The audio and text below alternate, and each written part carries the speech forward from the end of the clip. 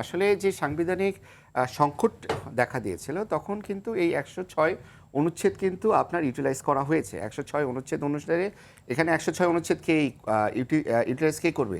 অবশ্যই রাষ্ট্রপতি। অনুচ্ছেদে বলাই আছে, তাই না, যে যখন একটা বিশেষ সংকট মুহূর্তে দেখা দেবে রাষ্ট্রপতি তখন আপনার সুপ্রিম কোর্টের অ্যাপেলেট ডিভিশনের কাছ থেকে পরামর্শ নিতে পারবে এবং সেই পরামর্শ অনুযায়ী কিন্তু ইন্টারিম গভর্নমেন্ট গঠন করা হয়েছে।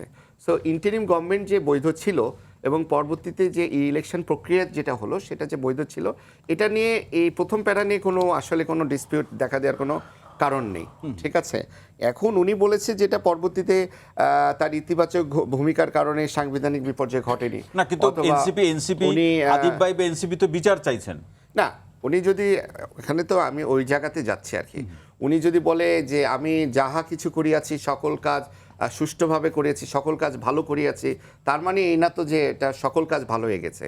আমি আছি ওই ১০৬ অনুচ্ছেদে, উনি যেটা করেছে ১০৬ অনুচ্ছেদে সেই অংশটা ঠিক ছিল। এখানে কিন্তু একটা রাজনৈতিক নীতিগত প্রশ্ন মিলন ভাই তৈরি হবে, সেটা আপনি নিশ্চয়ই আরো আমার থেকে ভালো বোঝেন। সেটা হচ্ছে যে আপনি তার বিগত ২ বছর বা গণঅভ্যুত্থানের পরে যে প্রায় ২ বছর বা নির্বাচন হওয়ার আগ পর্যন্ত যত তর্ক বিতর্ক নীতি নৈতিকতার প্রসঙ্গগুলো আছে, যখন নির্বাচিত সরকার তাকে আরো ৫ মাস টেনে রাখে বা ধরে রাখে, তখন আগের কাজের অনৈতিক বলেন, অনৈতিকও যদি বলেন, বিধি বহির্ভূত বলেন, তখন এটা ৫ মাসে তা তো বৈধ হয়ে যায় না।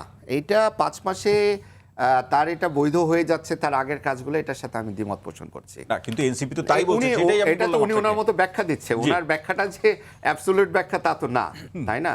এখন এই ৫ মাসে উনি যে ৫ মাস টেনে নিয়ে গেছে, ঠিক আছে, এই ৫ মাস টেনে নিয়ে গেছে মানে কি, যে বিএনপি যে গভর্নমেন্ট ফর্ম করেছে তারপরে এই ৫ মাসে ওনাকে বলতে পারেন যে অসৎ আচরণের কারণে অভিশংসদ করেছে, করেনি কেন, এটা আপনি বলতে পারেন। এটা শুধু আমাদেরকে বলেন বা যারা শুনছে তাদের বলেন যে পদত্যাগ করলে আইনগত ব্যবস্থা গ্রহণের সুযোগ কতটুকু আছে?